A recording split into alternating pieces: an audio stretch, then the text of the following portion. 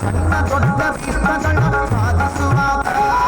ಪುಣ್ಯವಂತರಿಂದ ಬಹು ಪೂಜೆ ದುಃಖಾತ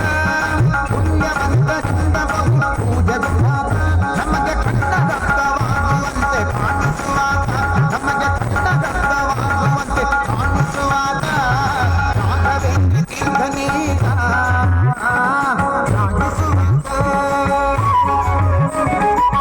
ಪಾಪೌಘಗಳೆಲ್ಲವರ ನುಡಿಸಿ ಪುಣ್ಯಗಳೇ ವಾದ ರಾಘವೇ